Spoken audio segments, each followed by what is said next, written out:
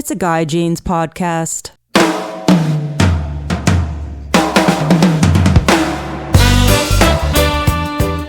My guest today is keyboardist, songwriter T-Bear, and he is a distinctive singer and talented keyboard player who has made his mark as a solo performer and collaborator with many iconic artists like Crosby, Stills and Nash, the Blues Brothers, Robby, Krieger of the Doors, Edgar Winter, Billy Squier, Cher, as well as Gene Simmons and Peter Criss of Kiss. That's crazy. To name just a few, while also releasing several noteworthy solo albums over the years. Most recently, he has been touring the world with acclaimed blues guitarist Walter Trout as his keyboard player and in Walter's band. So ladies and gentlemen, without further ado, here is T-Bear. T-Bear, how you doing? Hey, I'm doing good, Guy. How you doing? I'm good. I hear you're playing in Bakersfield this Friday. Is that right? Yeah. I'm going to be up there at the World Records. Have you played there before? Yeah, I played there with Walter Trout about 3 months ago. How is that, man? It's a really nice place, man, and they have a lot of support for music, for live music, for musicians. They carry records, they carry vinyl, they carry the CDs. Really great people up there. That's awesome, man. I'm in Bakersfield, man, so I'm going to come if there's any tickets left. I'm sure. Yeah, it's going to be Mike Zito that night and me. Yeah. So it'll be a lot of fun. Are you playing with your full band, or are you just playing keys? No, I'm just going to play keys. Open Sweet. Up. Kind of a maybe masterclass on songwriting as well. So. Oh, okay. Going to do the both. Well, let's talk about that for a minute, man. How did you get into playing the keys or piano or whatever got you into music? How did that all go down? Well, I'll tell you the whole backstory, and I can sum it up really quickly. I was born in New York City, and I was raised in the Caribbean. And when I was growing up in the Caribbean, my parents loved music, and they used to take me to see live bands all the time in Puerto Rico and in Port-au-Prince, Haiti. And in Puerto Rico, I saw all the great Cuban bands and all the great Puerto Rican bands. So I was really into Latin music, as a really young kid. And then, when we went to Haiti, I got a lot of Creole music and a lot of rah-rah music, So between the combination of the both of those, I was playing percussion as a kid and loved it. I'd bang on anything. And then my parents got a piano when we got back to New York, and I was kind of playing percussion on the keys, and they said, okay, now that you're banging, we got to get you a teacher. So they got a lady from down the street to show me chords and things like this. This is middle C and whatnot. Yeah. And, I kind of dug it. And then I said, hey, I want to put a band together, because I was loving the bands that were coming out when you become a teenager. I think I was 12 years old. I had my first band. Nice. And, from then on, it was like, my parents were real supportive. They got me keyboards, they got me into it, and, they liked what I did, Isn't that cool? That's so cool, man. Did you start songwriting at 12 years old as well? No. Well, I wrote my first song when I was about 13. Awesome. It was terrible. Do you remember playing it and everything, like for your parents or whoever? Like, what was your reaction? I do remember that. I really do. And what happened was, I got sent off to boarding school and up in Connecticut. We lived in outside New York City, and while I was in Connecticut, I met this kid who lived in the town. I was boarding, but he lived in the town, and his sister was a little bit older, and he was a drummer, and he turned me on to a lot of stuff. And on the weekends, I'd go to his house on a pass, and we'd go hear bands and whatnot. And then later on, when I got back to New York, and I was about 17, I got a job down in the city at Manny's Music, and that was like the big music store in New York City at the time.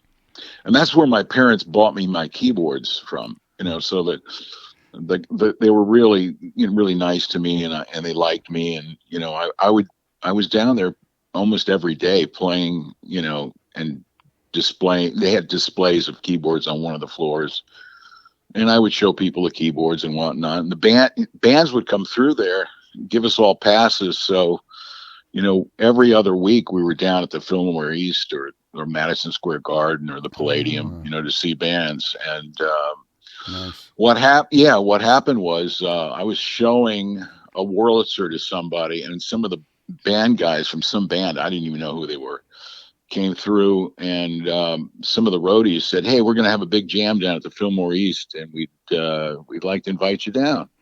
And I said, "Okay." So I went down, and I didn't know much, and it was my first backstage pass, and I stood on the side of the stage watching all these bands play, and then I realized that these guys were the Grateful Dead. No way. That's awesome, man. So Jerry Garcia looks at me and points at a keyboard that's sitting on the side, near awesome. him, and brought me out, and I start playing, and I don't even know what I played. And frankly, to this day, it was the most amazing thing that ever happened to me.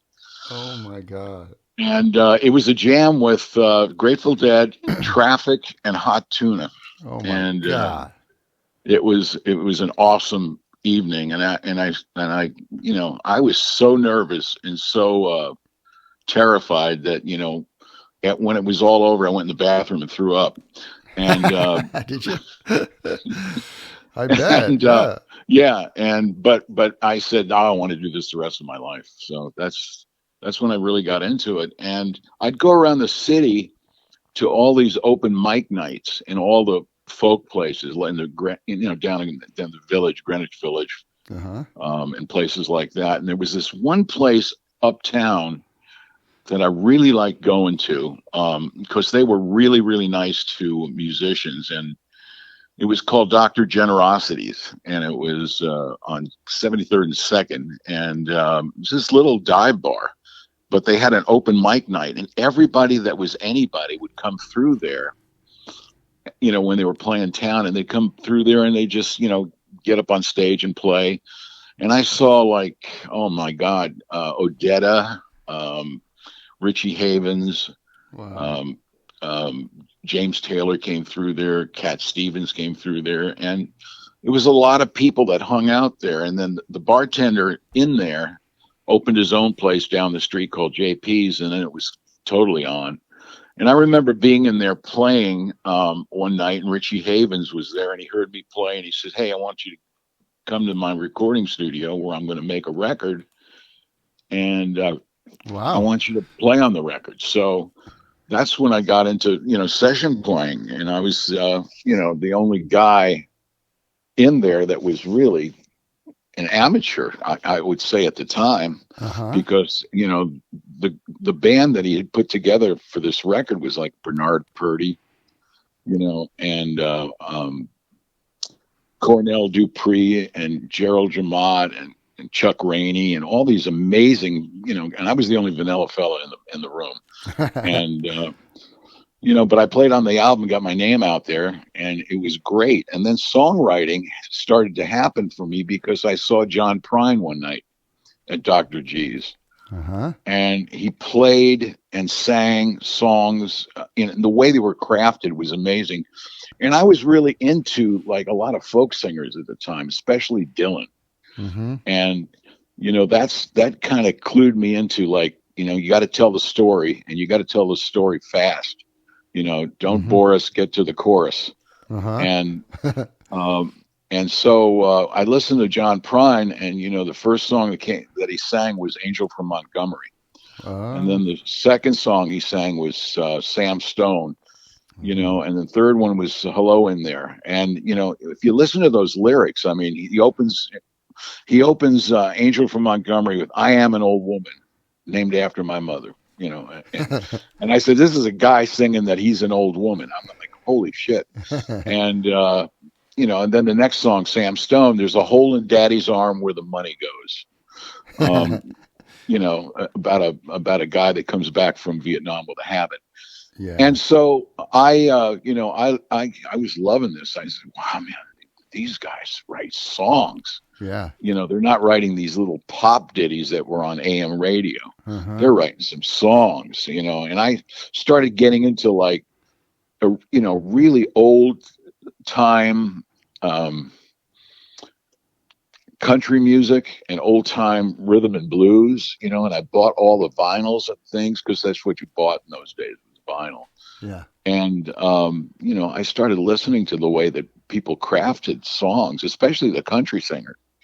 And so that really hit me to like, okay, I want to do this.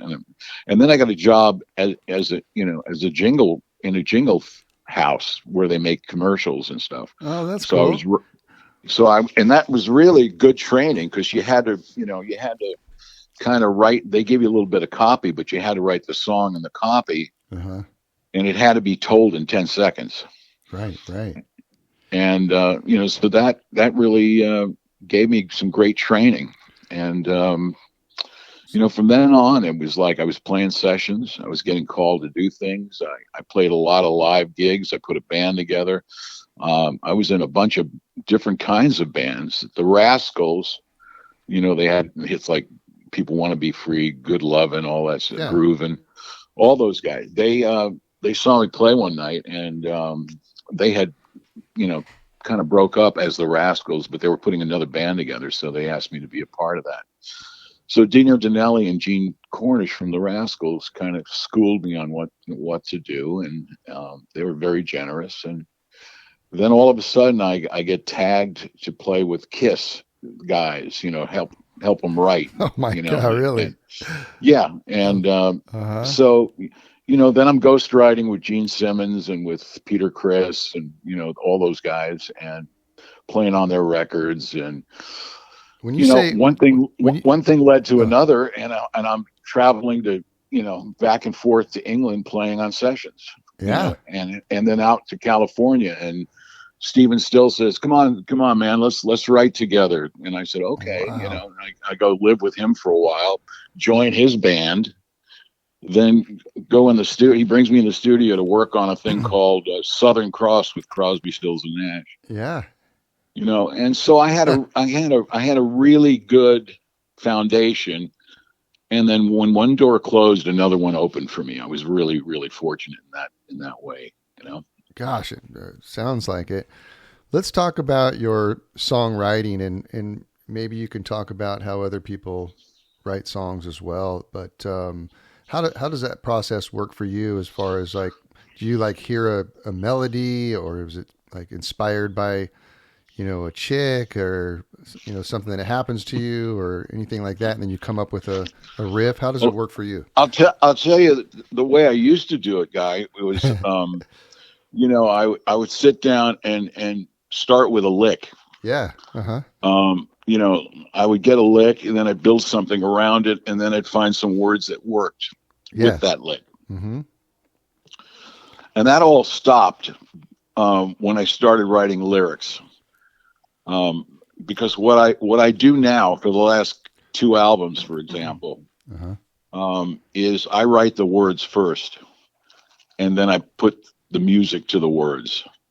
And a lot of my songs start out as short stories. I'll just write it, I have a book of short stories, and I write the story, and I look at the story, and I think to myself, how can I tell this story in under 4 minutes? Because that's what you have to do to be a successful songwriter. You've got to tell the story in under 4 minutes, because it'll never get on the radio unless you do. Right. So, I would look at the short story. I would, then go, okay, what's the line? What's it telling me? What line is it going to tell the listeners so they understand the story? And, and almost start with that, and then start to break it down, and then put it to music, Yeah. So like, what about like, structure of the song? Is it like you have like a verse and then like a pre-chorus? Many times I start with the chorus. Okay. Uh-huh. I'll start with the chorus. Lay the, for example, like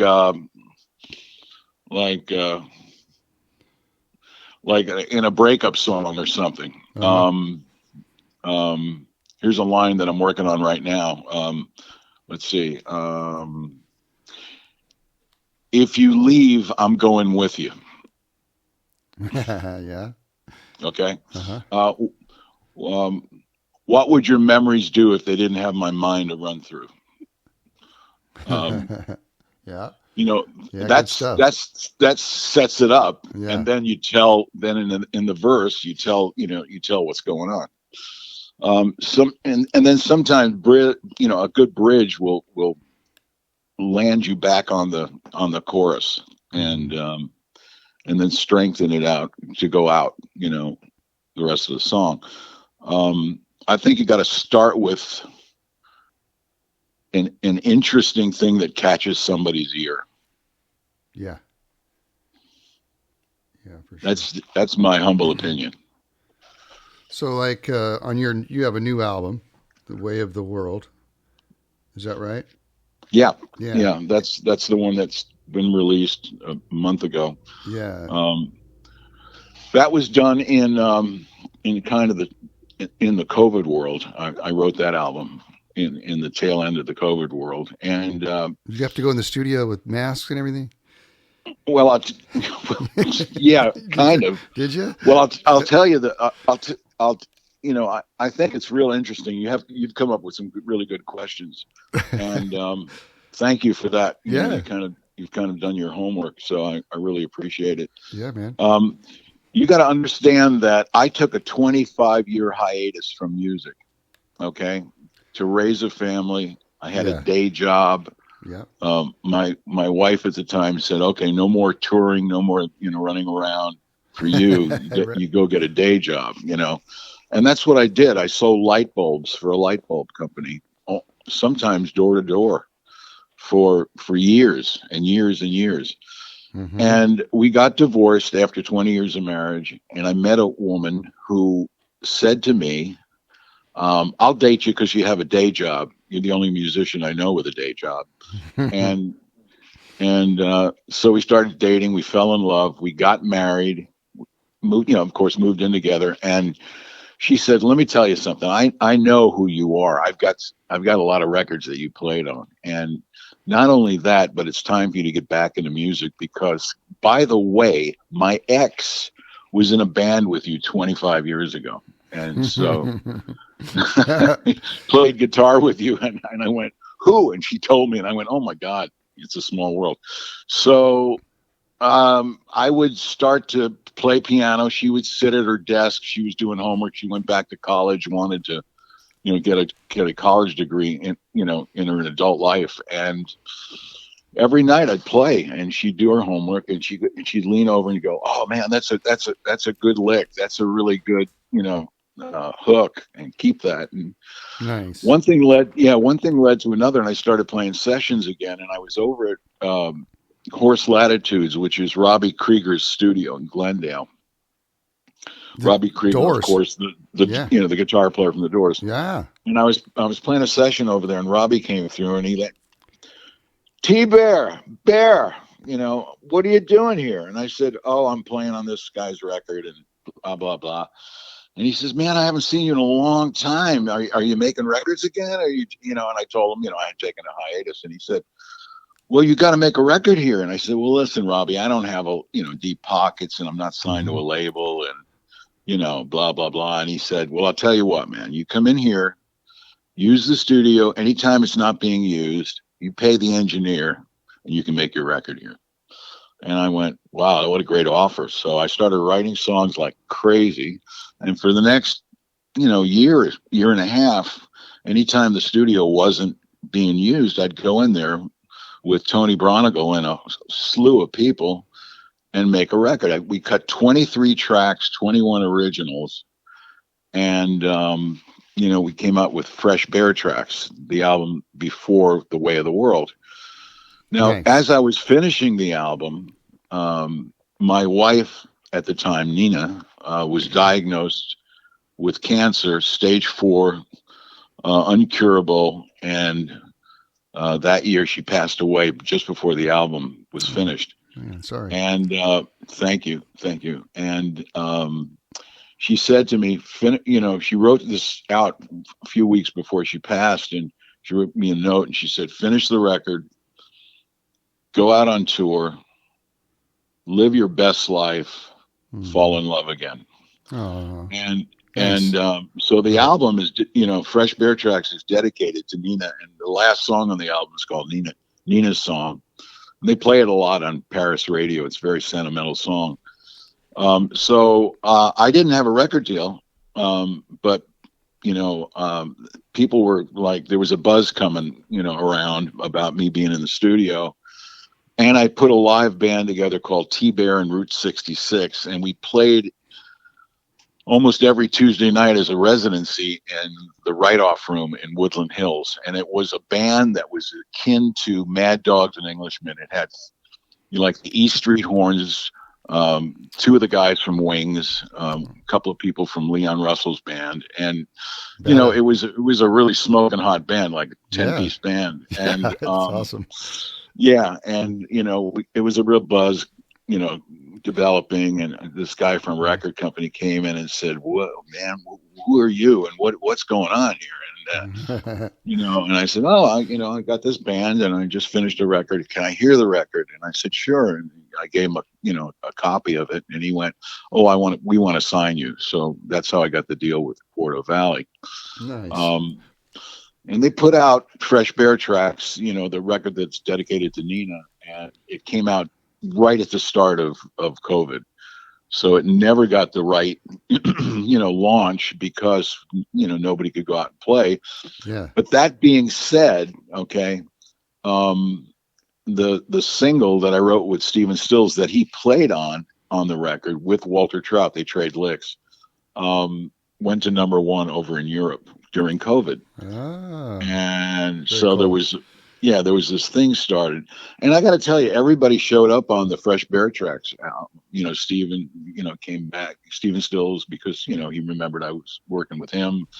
Robby Krieger played on it, Edgar Winter, Tom Scott, the E Street Horns, some of the guys from the Heartbreakers. So that was a really good record, and it was really well done. Some of the people in the Wrecking Crew played on it.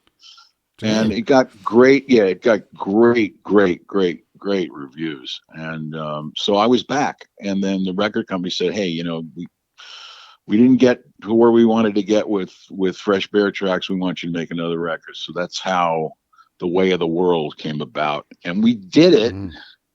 Guy, we did it inside our houses, with masks on and shit when we got together. That's awesome. Like you, I love it. Yeah.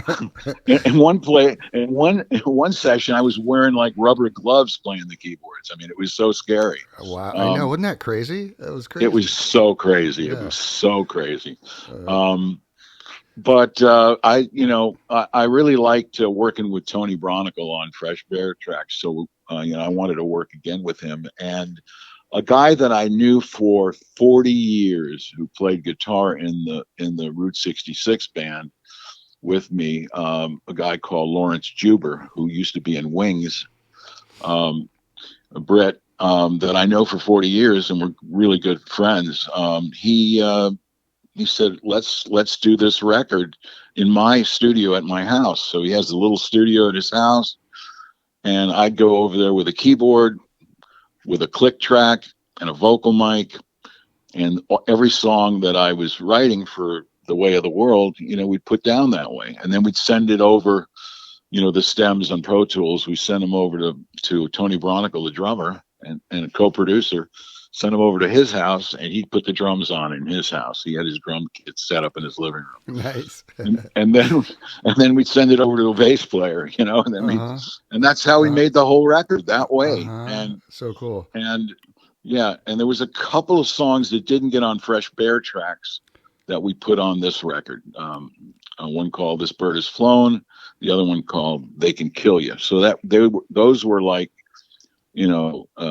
excess songs that never made the first album because there were too many songs. It was a problem of abundance.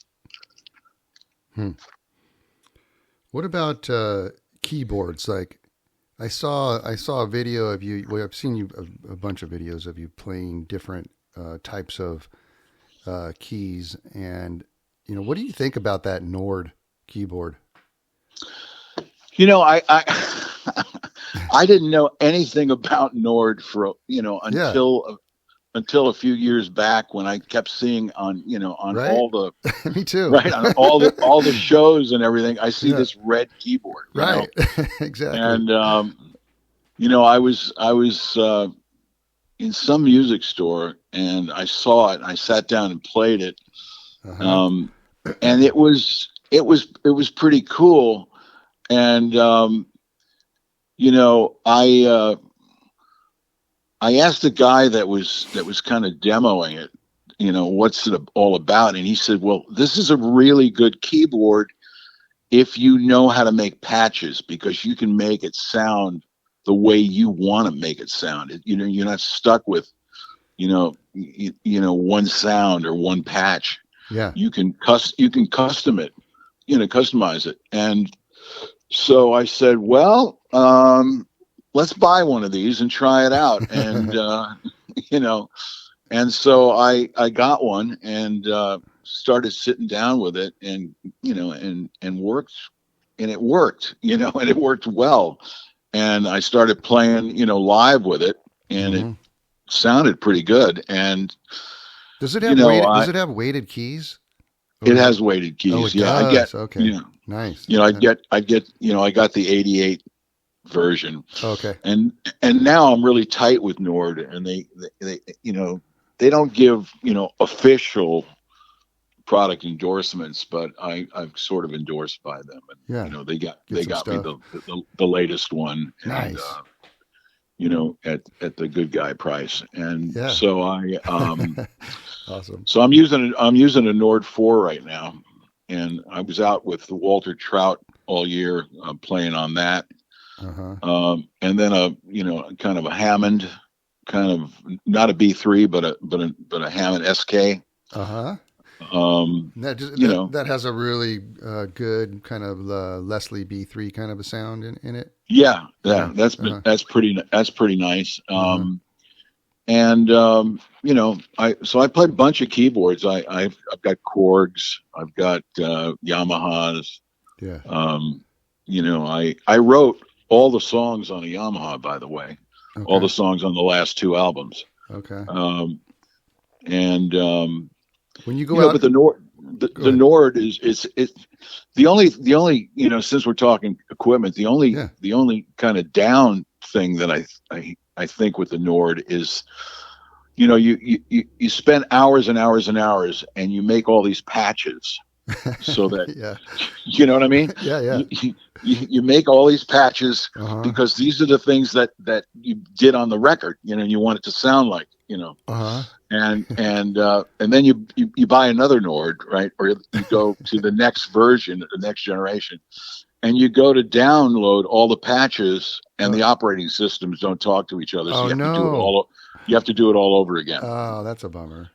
Yeah, okay. It's kind of a bummer. I don't know why they did that. So when you make the patches, does it store them for you and everything? Like, yeah, absolutely. Okay. Because, for example, like I would write and transpose into weird keys. And then when I went and recorded, I do the same thing, in these blacks or sharps, flats or keys or whatever. Yeah. Because I wanted to play in a kind of dark key for a certain sound, it just made it kind of weird. And so I would, when I was playing live, I'd go and hit the transpose button, dial it, down 6 whole steps into the key that I wrote it in, and play it that way. So, I'd make a patch so I could, instead of having to dial things in, I just hit the patch button, and there it was, all dialed in, ready to go. Oh, that's cool. Do you get nervous still when you go up on stage, or did you ever get nervous, or like, do you get like the jitters before you go, or the excitement of like before you're getting ready to play in front of a crowd? How does that go for you? I get apprehensive, because I want to, I want to do the right thing. I want to play I want to, feel the feelings. Yeah. And, I got to be honest with you. I've been clean and sober for a long time, and I had like back in the day, we all did a lot of drugs and drank a lot, and I had to stop that, that Peruvian marching dust, and Yeah. and stop doing the devil's dandruff, and that being said, it was a bitch for a while, Uh-huh. because you're feeling the feelings, and you're not dulling your senses. That was really hard at first. Nowadays, I really like it. What I try to do, and this is kind of the way I work, is I'll pick somebody out in the audience that I can actually see. Yeah. And I sing to them. Nice. Uh-huh. And and the next song I'll look at somebody else and sing to them.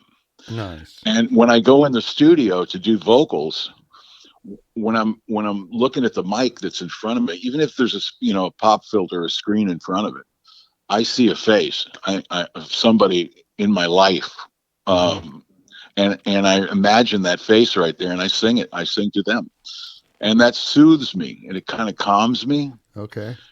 And the other thing is just breathe. Right. That was told to me a long, long, long, long time ago when I was playing in a club in New York City. And Frank Sinatra walked in with a gang of his friends. He'd been shooting a movie right down the street, and they were setting the next shot up, and it was going to take an hour. So he went into this bar, and I happened to be playing there, and one of his guys came over, Jilly Rizzo, came over to me and said, Mr. Sinatra wants to meet you. And wow. I walked over, and he said, kid, you got moxie, you got a good thing going. I really like your style, but one thing I'm going to tell you. I said, what's that, sir? He says, one word, breathe.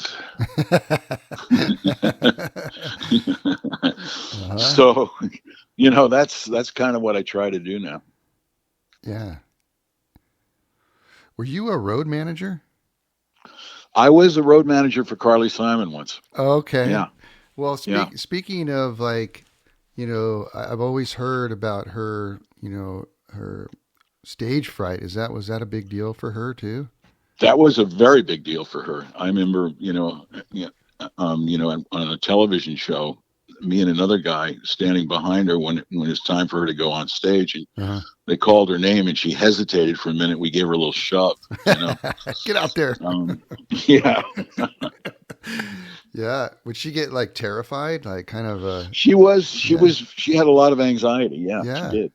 She had a lot of anxiety. And sometimes, it still comes back, even to me. Sure. All of a sudden I went, oh man, I should not have had that triple espresso, or drank that Red Bull. Oh shit. Right.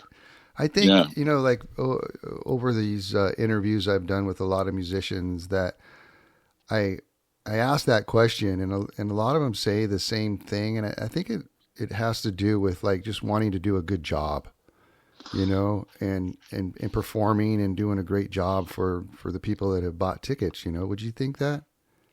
Absolutely. I mean, I have so much love and respect for people that support live music. Oh yeah. No matter, who they're out to see, what I have no respect for is ignorance and apathy. I don't know, man. I don't care, Yeah. Why spend any time with that person? But the people that come out and want to have a good time, I mean, I just, I'll do anything I can do to enrich their night or their experience, because you don't know what they went through during the day. You don't know what's going on at home. You don't know what they're dealing with, Yeah, exactly. Yeah. And, if you can take them away from whatever they're doing, and whatever they're, affecting them, and you're speaking in the language that everyone understands around the world. Mm-hmm. So, no matter where you play, people are appreciative and they love what you're doing. I just came back from Australia and New Zealand, and they were just totally rabid for music. It was amazing. That's awesome. Was that with Walter Trout? Yeah, I was with Walter in Australia, and then I played a couple of T-Bear gigs in New Zealand when nice. Walter's tour was over. Okay. I had some fans in New Zealand asked me to come there, and cool. I said, okay, I'll come, and I said, just rent me a keyboard, and I'll play, and they said, well, how about we just put a band together around you? And I said, okay. So they learned my songs. Oh, no way. Sound check. Yeah, at sound check. At sound check, we went over them. Oh my God! That's and awesome. Then we played a gig in Wellington, and it was so much fun. So much fun. That must be a trip. Those guys playing your music or knowing your music, and you just walk out there and start playing. Yeah, it's cool. It's and it brings me back to like Chuck Berry days when he used to have all these pickup bands. He'd walk into a place, and there'd be a band that knew his stuff. I mean, granted, it was 1-4-5. That wasn't there wasn't a whole lot. It were 3 chords, but What's it like touring with Walter Trout? And I looked at the tour dates. I'm like, oh my, like you guys are going to be busy coming up here in the summer, huh? Yeah, we're going to be really busy, but that's the way Walter likes it. I mean, I love Walter. I met him 30 years ago when he was playing with Canned Heat. We both played a thing called the Musicians Picnic to raise money to put musicians that had no insurance into detox and recovery. Oh, wow. And so we met at that musicians picnic, and it was great. He and I just hit it off. Terrific guy, great player. And when I go out on the road with Walter, he has all these amazing stories of because he has 31 albums. Okay. Oh my gosh. And it's like, he'll tell me something will catch his eye, and he'll say, oh, I got to tell you this, and what he says, because I'll say to him, wow, we got a lot of gigs this week. He says, oh, that's nothing. You should have been on the road with John Mayall. There were 7 gigs a week. He never stopped. I mean, he didn't want a night off. And that's kind of the way Walter is. I mean, we'll play we did like 13 countries in 30 days. Yeah. And, and every day we're in another venue. And he likes it like that. It's brutal. I got to tell you. Is it? Oh yeah. It's brutal. The travel is brutal, but But I love playing Walter Trout music, and I've written songs for him, and he's put them on his album, and so way. That's cool. Yeah, I got a song on his "We're All in This Together." It went to number 1, and then I've got one on his new Broken Out album, the one that's number 1 a couple of months ago. The song that's on my new album, "The Way of the World," it's called "Breathe." Uh-huh. And he covered "Breathe." He recorded it on his Broken album. Okay. So I love Walter. I love going out with him and playing with him. He's a phenomenal guitar player. He's a wonderful cat. When you guys are going, are you guys like going, like you guys are playing like looks like almost every night? So you guys are like going to the next venue, or you're staying in a hotel, sleeping and getting up and then traveling, or are you guys in a bus? That's it. Yeah. This is what a blues musician does. I mean, you on to the next one. You get up in the morning, you go have your breakfast, whatever it is, a couple of pancakes, throw that down, get in the van, uh-huh. And you're heading, depending on, where the next venue is. It could be 200 miles, it could be 50 miles, it could be 300, 400 miles. You'd be maybe in the van for 6 hours, 7 hours, and get to the next gig. Yeah. Check into the hotel. The crew goes and does sound check for you. Yeah. You get picked up. You go to the venue. You play the gig. you go back to the hotel and you start that whole thing again in the morning.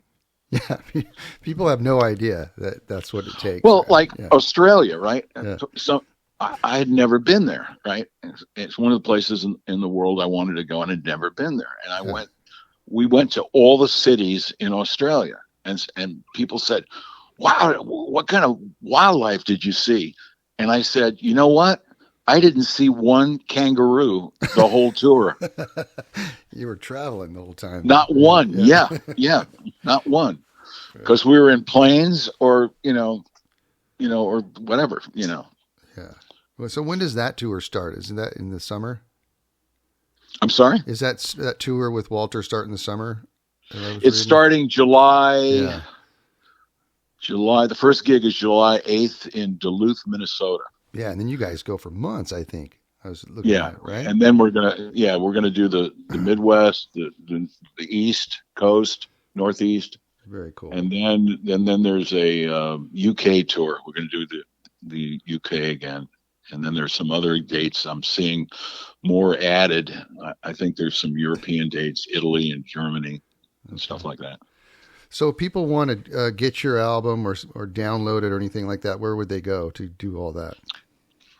You can go to all the streaming platforms and The Way of the World, T-Bear. You can also go to quartovalley.com.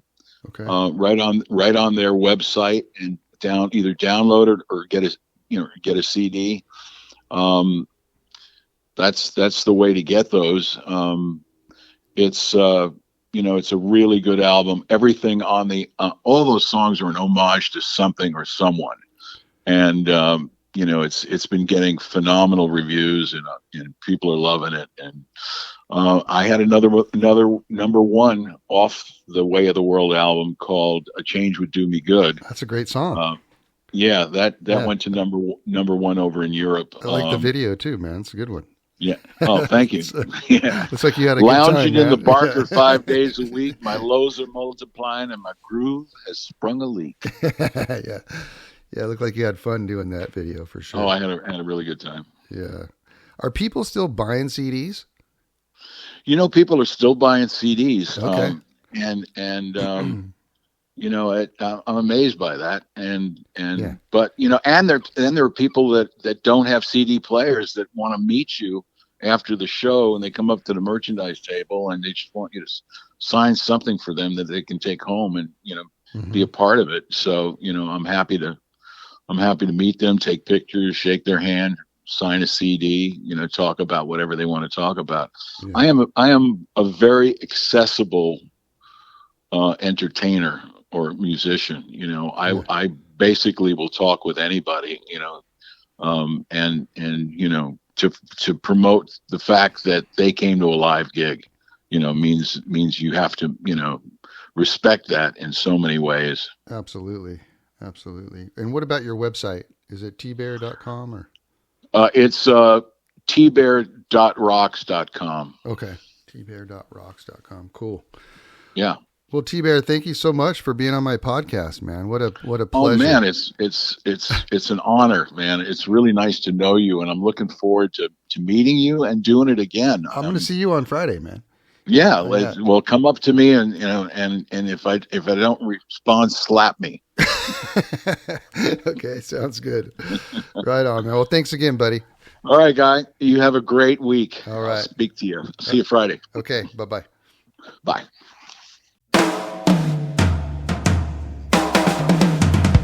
It's a Guy Jeans podcast.